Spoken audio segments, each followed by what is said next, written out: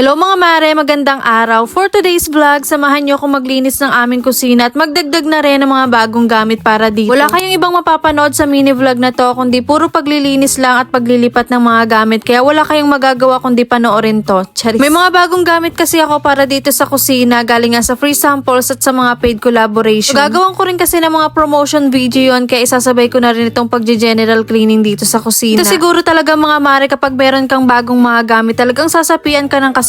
Desisyonan ko na nga rin mga mare na tanggalin na yung malaking kitchen cabinet na nakalagay dito. Almost 2 years na rin kasi yun mga mare simula nung binili ko at magpapagawa nga ako ng bago nun yung totoong kahoy na. Kaya pansamantala itong kitchen rack na muna yung ilalagay ko dito. Medyo lumuwag-luwag na nga sa side na yon kasi mahaba talaga yung kitchen cabinet na nakalagay dyan at papunta nga yun sa CR namin kaya talagang makipot yung daan. At halos lahat nga ng mga gamit na makikita yung ilalagay ko dito sa rack, mga free samples lang talaga yan na naipon. Grabe yung mga gamit na yan, mga pangarap ko lang talagang bilhin yan pero ngayon natatanggap ko na lang talaga siya at nare-receive ko ng libre lang. Kaya thankful talaga ako mga mare sa gantong trabahong pinasok ko at sa pagiging affiliate na rin. Bukod kasi sa nakakalibre ka na ng mga gamit, kumikita ka pa at ayun nga yung tinatawag na commission kapag nakakabenta ka. Plus point na rin yung paid collaboration. Pag kasi pinasok mo yung gantong trabaho mga mare, dapat talaga gusto mo rin at fashion mo rin. Hindi pwedeng iisipin mo nakikita ka lang, dapat talaga gusto mo yung ginagawa mo. Kasi mga mare, hilig ko na talaga ang mag-video pero dahil nga nauso yung pag-affiliate talagang pinasok ko na rin. Alam nyo ba, sobrang laking tulong nito sa amin kasi kahit papano nakakatulong na ako sa asawa ko sa mga buwan-buwan na bayarin namin. Lalo na't nangungupahan lang kami mga mare kaya kailangan talaga meron kaming extra income. Anyways, balik na nga tayo dito sa ginagawa ko. Siguro nasagot ko naman na yung mga paulit-ulit yung tanong. Charis. Sige lang mga mare, magtanong lang kayo at sasagutin natin yan lalo na nga sa mga bago nating followers. Hindi na nga tinanggal ko yung mga gamit na nakalagay dito sa ibabaw ng lababo tapos pinunasan ko na rin. Iniba ko na nga rin yung ayos dito mga mare para bago naman sa paningin at ito na nga yung bagong coffee area namin. Kasi yung ibang mga gamit na nakalagay dito dati, nilagay ko na nga dun sa rack. Yung asawa ko nga mga mare, bigla na lang talagang nagugulat dahil sa paiba-ibang ayos ng mga gamit dito sa kusina. Every month ka mga mare, paiba-iba na lang yung pwesto ng mga gamit namin dito. Hindi ko alam kung ako lang ba. Pero wala din naman siya magagawa kahit magreklamo pa siya dyan, kundi i-approve na lang din tong mga ginagawa. Tapos na nga ako sa kusina mga mare at maayos na kaya ilalabas ko naman itong kitchen cabinet dahil nga ipapakuha ko na yan sa kapatid ko. Bibigay ko na kasi yan dun sa kabilang bahay para naman kahit papano magamit pa rin yan kasi okay na okay pa naman yan. Kala ko mga mare nabawasan na talaga itong mga free samples pero hindi pa kasi ayan sobrang dami pa talaga dito. Ayusin ko na muna yan mga mare kasi yung iba dito nagawan ko na ng video at yung iba nga ay hindi pa. Dito nga muna sila kasi hindi ko pa sila malalagay sa kabilang kwarto dahil nga magulo pa doon at makalat. Sobrang dami kasi niyan mga mare kahit dalawa na yung room na inuupahan namin hindi pa rin talaga magkasya yung mga gamit namin. Kaya hindi ko na talaga alam kung saan ko pa sila ilalagay, baka pwedeng sa bahay nyo na lang. Chariyaan nyo mga mare, isa sa mga free samples dyan ang ipapag-giveaway natin at matatanggap nyo dahil nasa kalahati naman na tayo at malapit na tayo mag 300k followers. Dahil nga natapos na sa paglilinis ang nanay na to, siguro naman may karapatan na akong magpahinga saglit dahil worth it naman ang pagod. Hanggang dito na lang muna mga mare at ayun lang muna for today. See you on my next vlog.